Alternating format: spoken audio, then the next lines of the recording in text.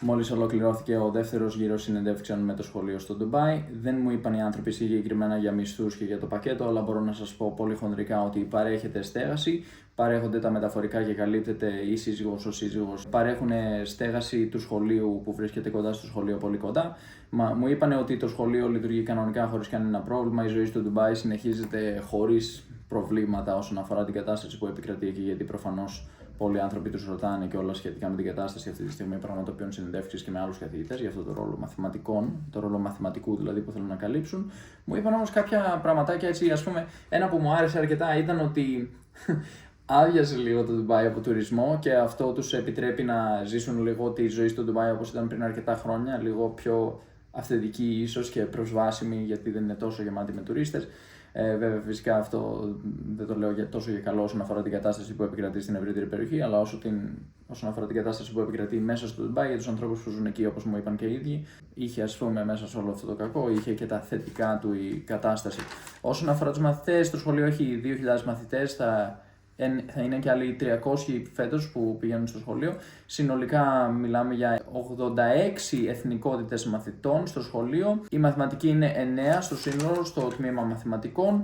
Χρησιμοποιούν διάφορα εργαλεία για διαδικτυακή, ας πούμε, υποστήριξη όσον αφορά τα συστήματα του σχολείου. Ένα σύστημα που λέγεται Schoolbox. Χρησιμοποιούν Microsoft για τα πάντα. Ας πούμε, OneNote θα μπορώ να χρησιμοποιώ κανονικά όσο διδάσκω. Μπορώ να διδάσκω με τον υπολογιστή μου μέσα στο σχολείο, να σημειώνω, να αποθηκεύω τις σημειώσεις, οι μαθητές να έχουν πρόσβαση στις σημειώσεις, να κυκλοφορώ μες στην τάξη και να βλέπουν τις σημειώσεις και να αναφέρομαι στις σημειώσεις που έχω σημειώσει με τον υπολογιστή μου, αλλά ταυτόχρονα να χρησιμοποιώ και τον πίνακα.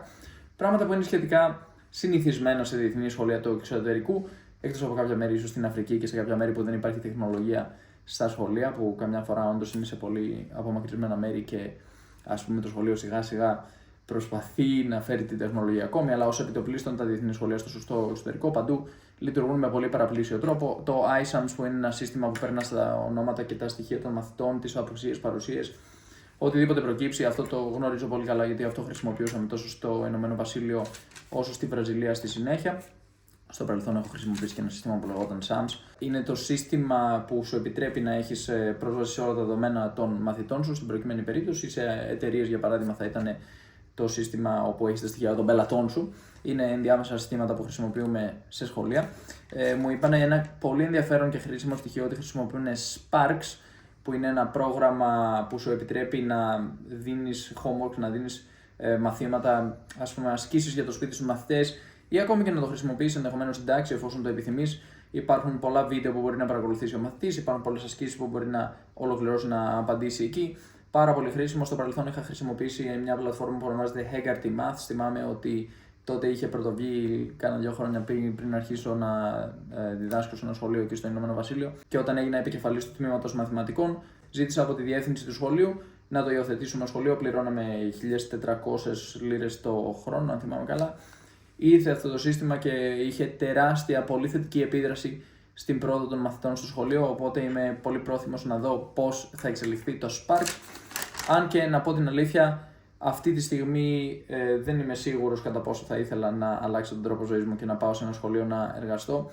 Το συγκεκριμένο σχολείο μου έστειλε μήνυμα ότι ήθελε να με καλέσει σε συνέντευξη μέσω μιας πλατφόρμας όπου έχω ένα προφίλ στο test.com. Δεν πραγματοποίησα αίτηση για αυτό το ρόλο. Μου έστειλαν μήνυμα, με κάλεσαν σε συνέντευξη και μου είπανε: θα ήθελες να πραγματοποιήσεις μια συνέντευξη μαζί μας σε 2 μέρες? Και τους απάντησα ναι, γιατί επί τη ευκαιρία δεν είχα πραγματοποιήσει κάποια αίτηση, δεν ήταν ταλαιπωρία για μένα. Ήθελα να κάνω μια κλήση μαζί τους, να μάθω λίγο περισσότερα πράγματα σχετικά με την κατάσταση που επικρατεί στο Ντουμπάι και στα σχολεία εκεί, και να μου πούνε το πακέτο σχετικά με το τι συμπεριλαμβάνει κλπ. Το οποίο δεν μου το έχουν πει ακόμη. Γιατί αυτό που συμβαίνει με το συγκεκριμένο σχολείο είναι: έχεις μια πρώτη εισαγωγική συνέντευξη που πραγματοποίησα πριν μερικές μέρες. Μιλάς με το σχολείο σχετικά με τα γενικά, το υπόβαθρό σου κλπ. Οι άνθρωποι συγκεκριμένοι είχαν ήδη ακούσει από την πρώτη συνέντευξη και μου είπαν ότι ήταν κάπως εντυπωσιασμένοι σχετικά με το υπόβαθρό μου και τις γλώσσες. Μάλιστα, με δοκίμασε ένας άνθρωπος στη συνέντευξη εδώ πέρα. Ο George με ρώτησε κατά πόσο μιλάω γαλλικά και άρχισα να μιλάω λίγο. Τα γαλλικά μου είναι, ας πούμε, η 5η μου γλώσσα σε επίπεδο, σε ευχέρεια. αλλά από ό,τι φαίνεται εντυπωσιάστηκε με αυτό το επίπεδο, γιατί έμαθα γαλλικά πέρυσι και του εξήγησα ότι, τουλάχιστον δεν ξέρω αν το κατάλαβα, αλλά το είπα στα γαλλικά ότι έκανα περίπου 100 ώρες μαθημάτων πέρυσι. Και φαίνεται νομίζω ότι είναι πολύ πρόθυμη όσον αφορά το υπόβαθρό μου να πάω στο σχολείο να βοηθήσω με ό,τι μπορώ να βοηθήσω. Φαντάζομαι ότι αυτή τη στιγμή πολλοί καθηγητές επίσης αποφεύγουν την περιοχή του Ντουμπάι, αποφεύγουν την ευρύτερη περιοχή. Βέβαια, πάντα θα υπάρχει το οικονομικό κίνητρο. Πολλοί καθηγητές θέλουν να φύγουν από την Αγγλία και από άλλα μέρη όπου ενδεχομένως να μην πληρώνονται τόσο πολλά. Το Ντουμπάι συνήθως πληρώνει αρκετά καλά, έχει πολύ καλές παροχές, ιδιωτικό πλάνο ασφάλεια υγείας, καλό διαμέρισμα, καλό σπίτι, τέλος πάντων σε καλή περιοχή. Γενικά οι συνθήκες εργασίας είναι πολύ καλές, οι μαθητές από ό,τι μου είπαν συμπεριφέρονται πολύ καλά. Βέβαια, έχω ακούσει στο παρελθόν κατά καιρούς για τη Μέση Ανατολή, αλλά φυσικά είναι άλλο να ακούς και άλλο να το έχεις ζήσει.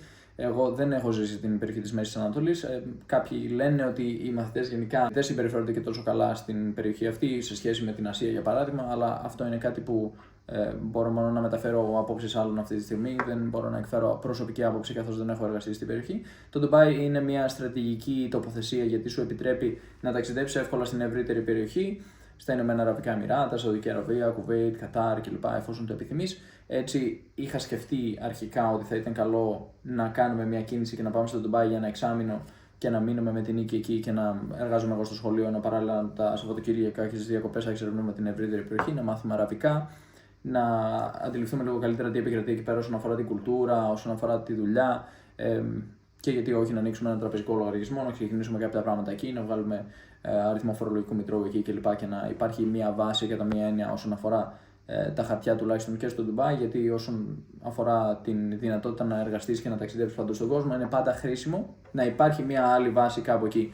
Για παράδειγμα, αυτή τη στιγμή έχουμε βάση στη Βραζιλία, έχουμε βάση στην Παραγουάη, έχουμε βάση στο Ηνωμένο Βασίλειο. Η βάση μας στην Ελλάδα είναι μια βάση όπου ερχόμαστε και επισκεπτόμαστε φίλους, γνωστούς και συγγενείς και περνάμε πολύ όμορφα. Οι βάσεις που έχουμε αυτή τη στιγμή στον κόσμο είναι κατά μία έννοια στρατηγικές όσον αφορά την εργασία μας και συνεργασία μας με ανθρώπους σε άλλα μέρη του κόσμου. Και είναι χρήσιμο αυτό για όποιον εργάζεται διαδικτυακά, να το έχετε υπόψη σας. Εφόσον προκύψει μια ευκαιρία, ακόμη και αν απαιτεί μια επένδυση χρόνου από τη στιγμή που δεν έχετε πολλές βάσεις, πιθανώς να αξίζει την επένδυση χρόνου και κόπου για να μπορέσετε να σχεδιάσετε το μέλλον σας με περισσότερη ασφάλεια, περισσότερη άνεση, γιατί από τη στιγμή που χτύπα ξύλο κάτι δεν πάει καλά σε μία περιοχή, έχεις μία βάση σε μια άλλη περιοχή και μπορείς πολύ πιο εύκολα να μπεις, να επιστρέψεις εκεί και να ξεκινήσεις.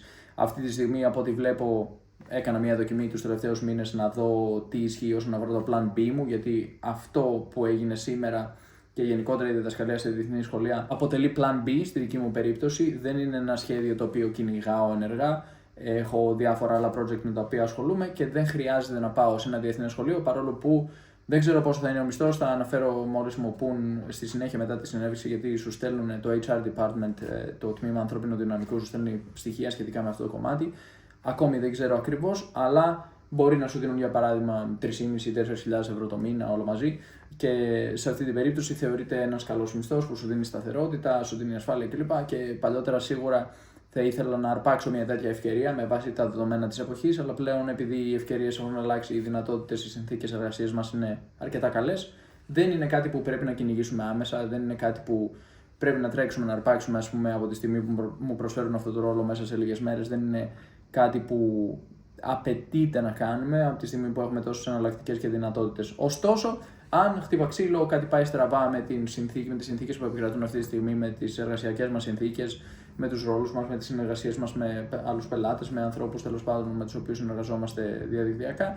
Αν κάτι πάει στραβά και χτύπα ξύλο, ρε παιδί μου, συνεχόμενα για πολλούς μήνες, για ένα χρόνο, κάτι δεν προχωράει προς τα μπροστά, μπορούμε να ενεργοποιήσουμε ένα plan B, αυτό το plan B, και να μπορέσουμε να πάμε να μείνουμε κάπου για λίγο καιρό, να εργαστούμε σε αυτό το σχολείο, μέχρι σιγά σιγά να ανέβει πάλι, ας πούμε, το επίπεδο της ποιότητας της εργασίας, τέλος πάντων των εσόδων που έχουμε διαδικτυακά. Αυτή τη στιγμή δεν είναι κάτι που χρειαζόμαστε και αυτό είναι κάτι χρήσιμο για όσους θέλουν να δραστηριοποιηθούν διαδικτυακά και γενικότερα να ταξιδεύουν μόνιμα στον κόσμο, να μην εξαρτώνται από μια τοποθεσία γεωγραφικά. Είναι καλό να έχεις plan B και είναι καλό να έχεις plan C. Είναι κάτι για το οποίο μιλάμε σε ένα course το οποίο πολύ σύντομα θα αναρτήσουμε και θα είναι διαθέσιμο. Είναι η δυνατότητα να έχεις πολλά συστήματα εναλλακτικά τα οποία θα σου επιτρέψουν να εξαρτηθείς από αυτά για να μπορέσεις να προχωρήσεις και να συνεχίσεις να ζεις την ποιότητα της ζωής που έχεις, τέλος πάντων να τη διατηρήσεις, χωρίς να χρειαστεί να θυσιάσεις κάτι άλλο.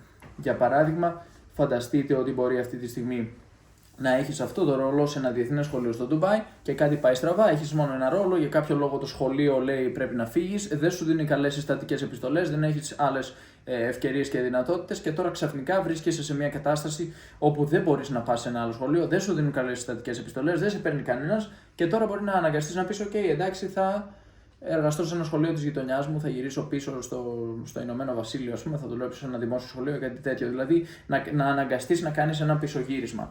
Από τη στιγμή που έχεις λειτουργήσει με αυτό το mindset, με αυτόν τον τρόπο σκέψης, όπως έχουμε κάνει εμείς για παράδειγμα, μετά από ένα διεθνές σχολείο στο Ηνωμένο Βασίλειο, σε ένα άλλο διεθνές σχολείο στη Βραζιλία, μετά από αυτό συνεργασία με πελάτες διαδικτυακά, τώρα πλέον έχουμε συστατικές επιστολές από 3 διαφορετικά μέρη όσον αφορά μόνο αυτή τη δουλειά.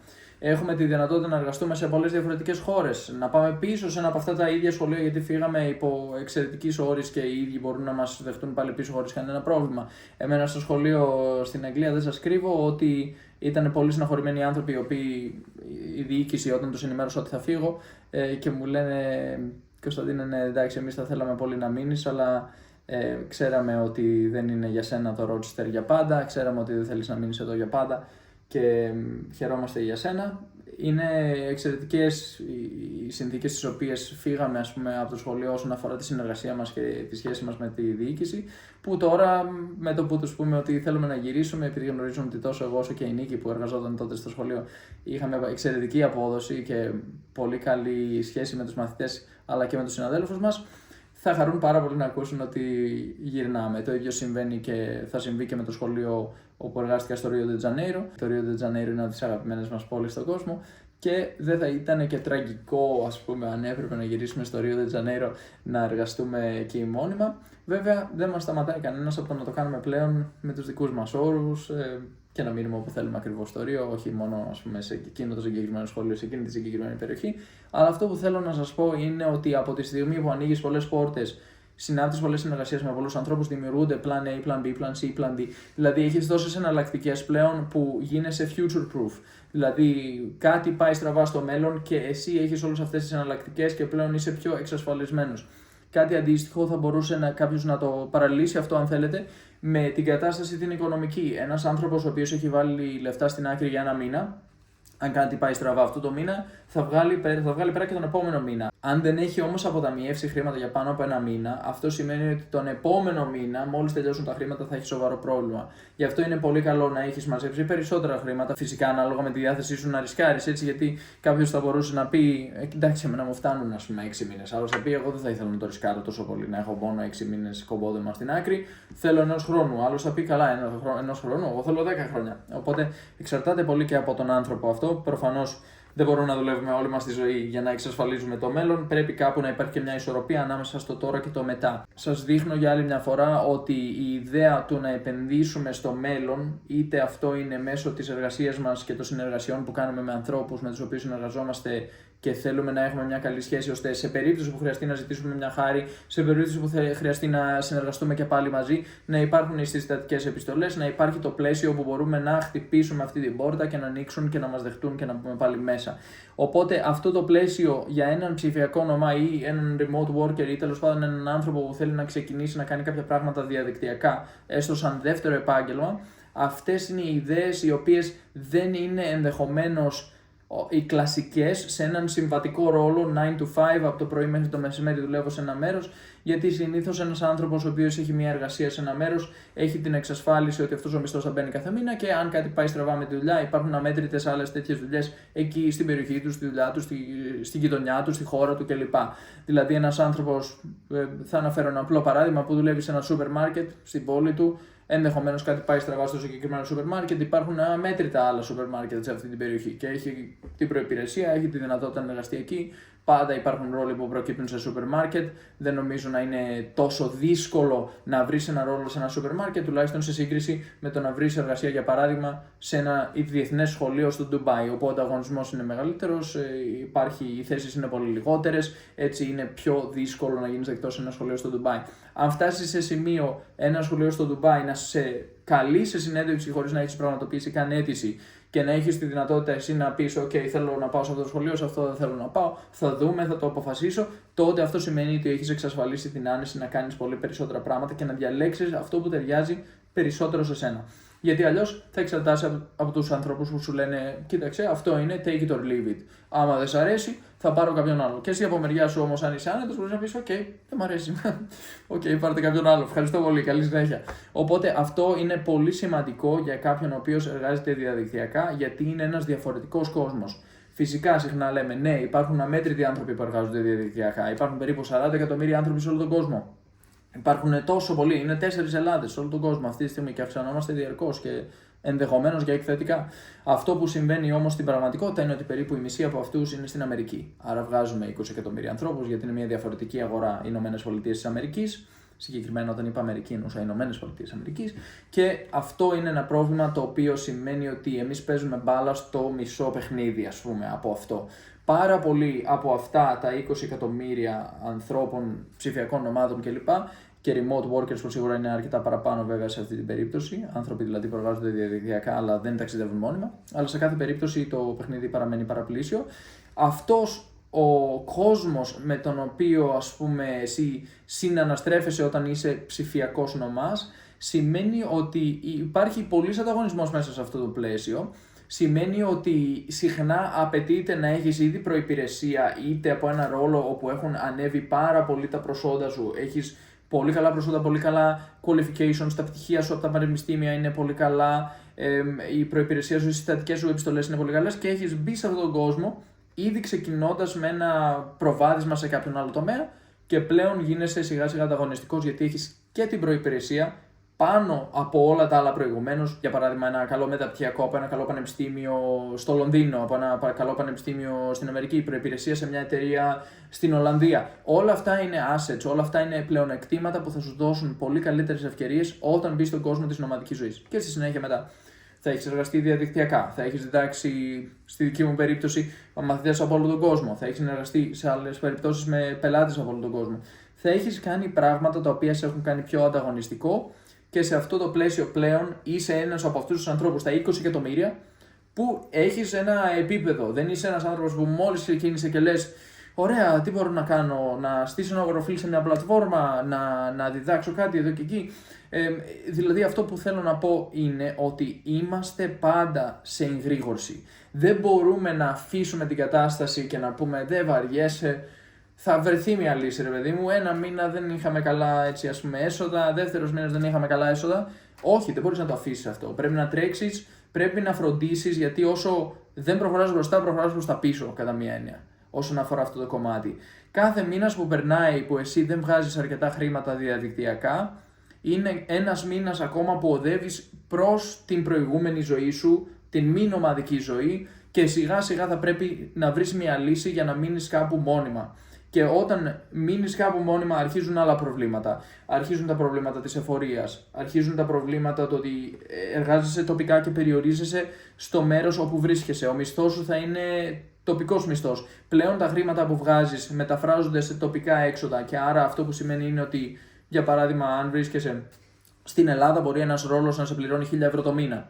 Εκεί που εσύ θα μπορούσες, εφόσον εργάζεσαι με πελάτες από την Αγγλία, από τη Γερμανία, από την Αμερική, από Βόρεια Ευρώπη, οπουδήποτε, να βγάζεις 3 και 4 και 5.000 το μήνα. Δηλαδή, αυτό που θέλω να πω είναι ότι τα δεδομένα αλλάζουν και φυσικά να μην το πάρουμε περιορισμένα μόνο στην Ελλάδα. Έτσι, κάποιος θα μπορούσε να είναι, για παράδειγμα, στη Γερμανία και στη Γερμανία να ζει μόνιμα και να βγάζει έναν μισθό, ας πούμε, εκεί ντόπιο 3.000 ευρώ το μήνα.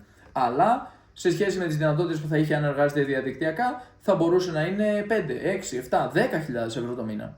Το θέμα είναι ότι από τη στιγμή που εσύ βγάζεις αυτό το ποσό που βγάζεις εκεί τοπικά, η αξία αυτού του ποσού μετατρέπεται σε τοπικά έξοδα και άρα χάνεις τη δυνατότητα να εκμεταλλευτείς το πλεονέκτημα του γεωγραφικού πλεονεκτήματος, όπως το μεταφράζουμε κάποιες φορές στα ελληνικά, του γεωγραφικού arbitrage, που είναι η καθιερωμένη ορολογία διεθνώς. Αυτό είναι ένα άλλο κομμάτι στο οποίο φυσικά, όπως και τα προηγούμενα, στο οποίο έχουμε αναφερθεί στο course που αυτή τη στιγμή ετοιμάζουμε και θα είναι πολύ σύντομα διαθέσιμο για τους ανθρώπους που θέλουν να ξεκινήσουν αυτόν τον τρόπο ζωής και για τους ανθρώπους που ήδη πραγματοποιούν αυτόν τον τρόπο ζωής, αλλά ενδεχομένως δεν έχουν καταλάβει κάποιες λεπτομέρειες τόσο καλά, δεν έχουν δει κάποια κομμάτια αυτού του τρόπου ζωής ακόμη, γιατί υπάρχουν πολλά πράγματα που ακόμη και εμείς δεν έχουμε δει ακόμη. Φυσικά τα τελευταία 4 χρόνια μόνο είμαστε νομάδες, είμαστε 4 χρόνια περίπου είναι ψηφιακοί νομάδες.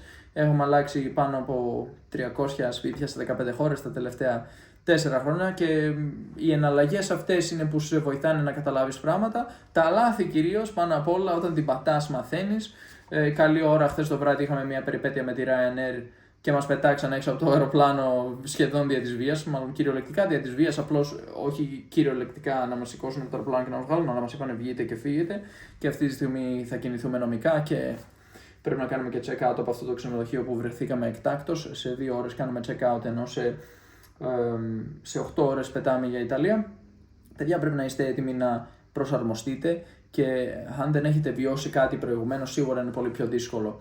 Αλλά από τη στιγμή που το έχει βιώσει κάποιος άλλος για σένα και έχει τη δυνατότητα να σου μεταφέρει την εμπειρία του και τις πληροφορίες του και εσύ να τις πάρεις έτοιμες, εσύ είσαι πιο προετοιμασμένος για να το αντιμετωπίσεις όταν σου συμβεί.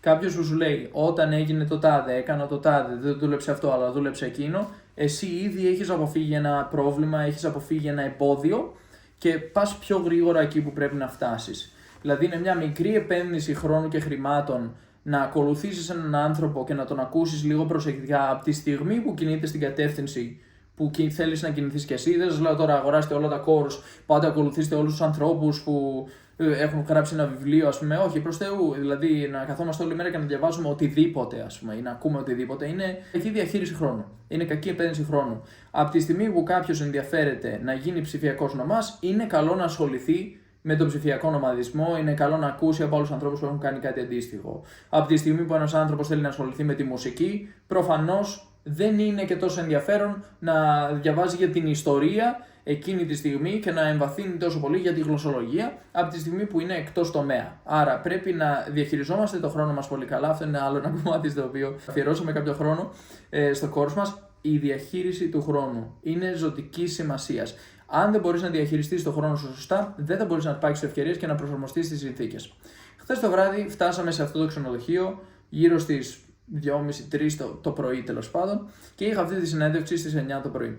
Παράλληλα έπρεπε να κλείσουμε εισιτήρια για να πετάξουμε σήμερα στην Ιταλία, να δούμε πώς θα πραγματοποιήσουμε καταγγελία για το περιστατικό που προέκυψε με τη Ryanair, να προετοιμαστούμε για τα επόμενα βήματα, τι θα κάνουμε, πώς θα κάνουμε check-in στο σπίτι μας στην Ιταλία, να στείλουμε μήνυμα στο σπίτι των νοικοκύρη σχετικά με το τι έγινε, να στείλουμε μήνυμα στην οικογένειά μας, να την ενημερώσουμε ότι όλα είναι καλά, είμαστε εντάξει, δεν υπάρχει πρόβλημα, θα φτάσουμε εκεί σήμερα. Να έχουμε μια προετοιμασία, να κρατήσουμε αποδείξεις για όλα όσα συνέβησαν για να μπορέσουμε να ζητήσουμε αυτά τα χρήματα μετά στη συνέχεια από τη Ryanair, η οποία μας προκάλεσε αυτή τη ζημιά. Να είμαστε ταυτόχρονα προετοιμασμένοι, να κατέβουμε για πρωινό στις 8 η ώρα το πρωί που έπρεπε να ξυπνήσουμε μετά από 3 ώρες ύπνου τελικά, να κάνουμε ένα ντουζ, να ξυριστούμε, να είμαστε έτοιμοι, να διαχειριστούμε το χρόνο μας σωστά, ώστε να μην καταλήξουμε να ακυρώνουμε αυτή τη συνέντευξη, που ναι, δεν είναι μια συνέντευξη για ένα σχολείο που εγώ αυτή τη στιγμή θέλω να πάω πρακτικά και καίγομαι να πάω να διδάξω, αλλά ωστόσο, από τη στιγμή που αυτό το σχολείο σου έχει ήδη προσφέρει μια προσφορά για ένα ρόλο τέλος πάντων στο σχολείο εκεί πέρα, και εσύ έχεις ήδη ακούσει τι μισθό προσφέρουν, έχεις δει 5 ανθρώπους από το σχολείο και ξέρεις πάνω κάτω τι κουλτούρα υπάρχει εκεί πέρα. Είδα χαμογελαστούς ανθρώπους. Μου άρεσε η συνέντευξη αυτή. Σε ένα άλλο σχολείο που πραγματοποίησα συνέντευξη πριν περίπου 1 μήνα στο Βιετνάμ, δεν μου άρεσε και τόσο η συνέντευξη, μπορώ να πω. Υπήρχε ένας άνθρωπος που δεν ήταν και τόσο χαρούμενος, δεν ήταν τόσο χαμογελαστός, ήταν λίγο πιο μουντρούχος. Κάτι δεν μου άρεσε εκεί. Κάτι δεν μου έκανε τόσο κλικ. Παίρνεις μια εικόνα. Εδώ σήμερα μου άρεσε η συνέντευξη, μου άρεσε η πρώτη συνέντευξη. Φαίνεται να υπάρχει ένα κλίμα σχετικά θετικό εκεί στο σχολείο από αυτά που έχω πρωτοδεί. Και είναι χρήσιμο να ξέρεις τι προσφέρουν, ποιο είναι το πακέτο, ώστε ρε παιδί μου, σε περίπτωση που κάτι αλλάξει στο μέλλον, έχεις εσύ μια εικόνα. Μήπως προκύψει ένας ρόλος εκεί πέρα, οκ. Μήπως προκύψει ένας ρόλος σε άλλο σχολείο στο Ντουμπάι, οκ. Έχω μια εικόνα. Ξέρω 5 πράγματα. Γιατί να κάψω αυτή την ευκαιρία να την πετάξω στα σκουπίδια επειδή είμαι λίγο κουρασμένος και κάτι μου έτυχε? Όχι. Θα διαχειριστώ το χρόνο μου λίγο καλύτερα. Αν αυτό σημαίνει ότι σήμερα κοιμήθηκα λιγότερο, μπορεί αυτό να σημαίνει ότι αύριο θα κοιμηθώ λίγο παραπάνω. Άρα το θέμα της διαχείρισης του χρόνου είναι ζωτικής σημασίας τόσο για να μπορέσεις να συνεχίσεις αυτόν τον τρόπο ζωής, αλλά όσο και για να μπορέσεις να έχεις μια εικόνα για τον κόσμο και πώς λειτουργούν τα πράγματα, γιατί έχεις την ευκαιρία να δεις περισσότερα πράγματα, να καταλάβεις περισσότερα πράγματα και να είσαι πιο ολοκληρωμένος ως άνθρωπος. Εγώ μπορεί να μην εργαστώ ποτέ στο Ντουμπάι, αλλά θα έχω για πάντα μια εικόνα σχετικά με το πώς θα ήταν να εργαστώ στο Ντουμπάι. Και αυτό από μόνο του μπορεί να σε ωφελήσει με τρόπους που δεν μπορείς να δεις αυτή τη στιγμή. Και όντως δεν μπορώ να τους δω αυτή τη στιγμή αυτούς τους τρόπους. Αλλά επειδή το έχω ζήσει αυτό με άλλες καταστάσεις και άλλες συνθήκες σε άλλα μέρη, αυτό με βοηθάει να σχηματίσω μια καλύτερη εικόνα για τον κόσμο και για το πού θέλω να δραστηριοποιηθώ, πού θέλω να ζήσω, πού θέλω να εργαστώ, ποια μέρη θέλω να επισκεφθώ, τι θέλω να εξερευνήσω, τι κατάσταση επικρατεί σε ένα μέρος που η τηλεόραση μπορεί να λέει ότι βομβαρδίζεται κάθε μέρα και πεθαίνουν όλοι, ας πούμε, έτσι. Γιατί μπορεί να σου λένε κάποιοι κάτι και άλλοι κάτι άλλο. Και αυτή η διαφορά ανάμεσα σε αυτά θα σου επιτρέψει να σχηματίσεις μια πιο ολοκληρωμένη εικόνα, να έχεις περισσότερα στοιχεία. Αυτό το βίντεο θα μπορούσε να συνεχιστεί για πάντα, γιατί εγώ έχω και την τάση να μιλάω χωρίς να αντιλαμβάνομαι πότε πέρασε ο χρόνος. Υποθέτω ότι είναι ένα πλεονέκτημα για τους ανθρώπους οι οποίοι πληρώνονται με την ώρα και η δουλειά τους είναι κατά μία έννοια να μην χάνουν το ενδιαφέρον τους για αυτό που λένε, αλλά τόσο για τον εαυτό τους όσο και για τον άλλον να μην χάνει το ενδιαφέρον του για αυτό που έχει να πει ο ίδιος. Για τους μαθητές αυτό είναι πολύ σημαντικό. Πολλοί λένε ότι είναι σημαντικοί οι καθηγητές και το σχολείο γιατί πρέπει οι μαθητές να μάθουν και είναι σημαντικό να μαθαίνουμε κλπ. Αλλά ξεχνάμε και το πολύ βασικό, ότι είναι σημαντικό ένας άνθρωπος που σου μιλάει να σου κυνηγεί το ενδιαφέρον, να σου διατηρεί την όρεξη για το αντικείμενο κλπ. Και να μην βαριέσαι και να χασμουριέσαι. Ωραία, και είναι ένα κομμάτι το οποίο και στην έρευνά μου, στο μεταπτυχιακό μου, το εντόπισα μέσα στην έρευνά μου, και ένα από τα χαρακτηριστικά τα οποία οι μαθητές θεωρούν ζωτική σημασία σε καθηγητές είναι η αίσθηση του χιούμορ. Η αίσθηση του χιούμορ και η δυνατότητα να μιλάμε με έναν τρόπο που διατηρεί το ενδιαφέρον στους ανθρώπους, στους συνομιλητές μας, είναι ζωτική σημασία. Και για κάποιο λόγο είναι κάτι το οποίο δεν διδάσκουν αυτή τη στιγμή σε πανεπιστήμια, σε σχολές που εκπαιδεύουν καθηγητές. Είναι ένα προβληματικό κομμάτι, θεωρώ, από τη στιγμή που οι μαθητές μίλησαν και είπαν θέλω να είσαι ενδιαφέρον, θέλω να κάνεις αστεία, θέλω να περνάω καλά την ώρα του μαθήματος. Γιατί δεν αποτελεί αυτό θεμελιακό κομμάτι των εκπαιδευτικών προγραμμάτων που υπάρχουν για τους καθηγητές. Πραγματοποίησα ένα εκπαιδευτικό πρόγραμμα που είναι πολύ γνωστό, που ονομάζεται PGCE, Postgraduate Certificate in Education, στην Αγγλία, στο Ηνωμένο Βασίλειο. Επιδοτούμενο παρεμπιπτόντως, παίρνεις 25 με 30.000 λίρες αφορολόγητα, τουλάχιστον στο δικό μου μάθημα των μαθηματικών, αλλά και στη φυσική αυτή τη στιγμή και στις ξένες γλώσσες. Αλλά σε κάθε περίπτωση αυτό που ήθελα να πω είναι ότι για κάποιο λόγο δεν φαίνεται να είναι τόσο σημαντικό. Το σημαντικό είναι να ξέρουμε το αντικείμενο, λένε, και οι παιδαγωγικές ικανότητες του να διαχειρίζεσαι τον χρόνο σου μες στο μάθημα, να δίνεις διαφορετικού επίπεδου υλικό σε μαθητές που είναι, ας πούμε, πιο προχωρημένοι σε ένα μάθημα και άλλους που δεν είναι τόσο προχωρημένοι, ή κάποιους που αντιμετωπίζουν μαθησιακές δυσκολίες και σου διδάσκουν κατά μία έννοια λίγο σαν να είναι μια συνταγή μαγειρέματος. Ναι, πρέπει να κάνεις αυτό, πρέπει να κάνεις εκείνο και είσαι μια χαρά, είσαι έτοιμος. Ναι, αλλά το ζουμί είναι το σημαντικό, παιδιά. Μπορεί εσύ να είσαι άσχετος, να μην ξέρεις καλά το αντικείμενο, αλλά αν ο άλλος πει εντάξει, περάσει καλά και βγει με το χαμόγελο, θα κάνεις πολύ μεγαλύτερη διαφορά, θα έχεις το λεγόμενο impact στον άνθρωπο, στον μαθητή που βρίσκεται απέναντί σου. Και δεν θα είσαι ένας άνθρωπος που ναι, τα έκανε όλο σωστά, διαχειρίζεται το χρόνο του σωστά κλπ. Αλλά ήταν κάπως στεγνό το μάθημα. Δεν σου έμεινε κάτι, δεν θυμάσαι κάτι και μετά θα μπεις και θα χασμουριέσαι στο επόμενο. Άρα αυτό είναι άλλο ένα κομμάτι το οποίο είναι πολύ σημαντικό. Είναι σημαντικό να ξέρουμε πώς να διαχειριστούμε την κατάσταση που επικρατεί εκεί πέρα, ώστε να το κάνουμε ενδιαφέρον για τον συνομιλητή μας και να κινούμε, ας πούμε, την όρεξη και το ενδιαφέρον του ανθρώπου για το δικό μας αντικείμενο για το οποίο εμείς έχουμε ενδιαφέρον, και να συνεχίσουμε να εμπνέουμε και τον ίδιο μας τον εαυτό για αυτό με το οποίο ασχολούμαστε. Άμα φτάσουμε σε ένα σημείο που υπάρχει κορεσμός και είναι κάτι που δεν σου αρέσει πλέον και βλέπεις ότι δεν έχεις όρεξη, το οποίο θα το δεις και μέσα στους άλλους. Άμα εσύ δεν έχεις όρεξη για το αντικείμενο με το οποίο ασχολείσαι, δεν θα έχει την όρεξη και ο άλλος. Ανακλάται αυτό, είναι ένα ανακλαστικό χαρακτηριστικό. Κάποιοι το έχουμε βιώσει, πολλοί, αν όχι όλοι το έχουμε βιώσει, για παράδειγμα στο σχολείο, ανθρώπους οι οποίοι είναι εκτός τομέα, κατέληξαν εκεί ενδεχομένως για τη σιγουριά του μισθού, για την ασφάλεια, για να είναι εξασφαλισμένοι οικογενειακώς. Αχ, τι ωραία, μπήκα σε αυτόν τον ρόλο, έκλεισε. Ναι, αλλά ξέρεις κάτι, δεν υπάρχει δουλειά μόνο για σένα, ρε μεγάλε. Είμαστε κι εμείς εδώ, ας πούμε.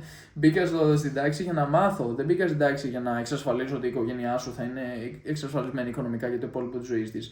Το σημαντικό είναι και εμείς να αποκομίσουμε κάτι. Δηλαδή πρέπει να το βλέπουμε και με αυτόν τον τρόπο, και αυτό είναι άλλο ένα κομμάτι το οποίο πρέπει να το τονίσουμε. Αν είμαστε εκτός τομέα, καλό είναι να φύγουμε από τον τομέα, παρόλο που μπορεί να πάμε προς τα πίσω. Έχεις 5-7 χρόνια προϋπηρεσία σε ένα τομέα. Αν δεν σου κάνει ο τομέας, μην ξοδέψεις, επενδύσεις αν θέλεις, άλλα 50 χρόνια στον τομέα ο οποίος είναι εντελώς λάθος για σένα. Πάνε ξανά την αρχή, πάνε πίσω στο 0. Είναι πολύ καλύτερο να πας πίσω στο 0 και να ξοδέψεις τα επόμενα 60 χρόνια της ζωής σου, επενδύοντας και όχι ξοδεύοντας.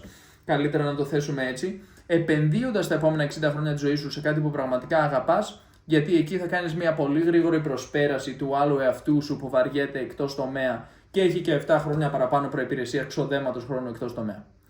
Για άλλη μια φορά, θα προσπαθήσω τώρα να το κλείσω. Θα αντισταθώ. Έχω πάρα πολλά να πω, αλλά θα χαρώ να τα πω σε άλλα βίντεο και φυσικά στο course και φυσικά σε άλλες ευκαιρίες που θα έχουμε να μιλήσουμε για τον ομαδικό τρόπο ζωής. Θεωρώ πολύ σημαντικό να μιλάμε για όλα αυτά τα πράγματα και να μιλάμε με λεπτομέρειες, με απτά παραδείγματα, γιατί ξέρω ότι πολύ συχνά αυτό είναι που μας λείπει. Υπάρχουν, ας πούμε, πολλοί οδηγοί, self-help, αυτοβοήθειας κλπ. Που σου λένε ναι, πρέπει να επενδύσεις χρόνο στον εαυτό σου. Ναι, πρέπει να καταπολεμήσεις τα αρνητικά συναισθήματα που σε καταβάλουν όταν ασχολείσαι με κάτι. Ναι, ρε μεγάλη, ας πούμε, αλλά μπες λίγο στο ψητό. Θέλω να καταλάβω και 5 πράγματα, ας πούμε. Ποια είναι τα προβλήματα του ρόλου, πόσο πληρώνει, τι μπορώ να κάνω κλπ.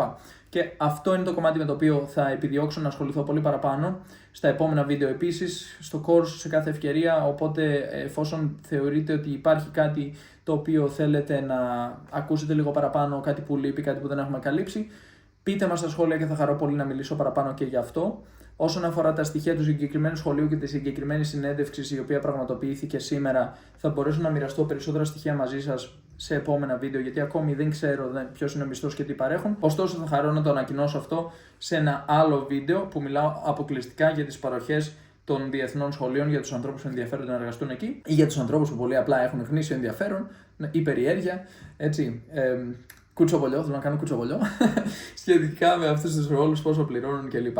Το κλείνω κάπου εδώ. Σας εύχομαι καλή συνέχεια, καλή επιτυχία με όλους σας τους στόχους και να μην ξεχνάτε ότι οι άνθρωποι οι οποίοι είναι εντός τομέα, δεν το βάζουν κάτω, έχουν γνήσιο ενδιαφέρον για αυτό που κάνουν, σε βάθος χρόνου θα νικήσουν όλους τους άλλους οι οποίοι είναι εκτός τομέα, θα εγκαταλείψουν πολύ γρήγορα, κάνουν κάτι που δεν αγαπάνε και φαίνεται, στο τέλος δεν θα το αγαπήσουν και άλλοι απέναντί τους και έτσι θα μπορέσετε εύκολα να βρεθείτε πιο μπροστά και μπορεί να σας περνάνε κατά 7 χρόνια όσον αφορά το επίπεδο ξοδέματος χρόνου στον τομέα τους, γιατί εσείς θα έχετε επενδύσει πολύ πιο ποιοτικά τον λιγότερο χρόνο που έχετε και θα τους προσπεράσετε πολύ γρήγορα και θα πετύχετε. Καλή συνέχεια.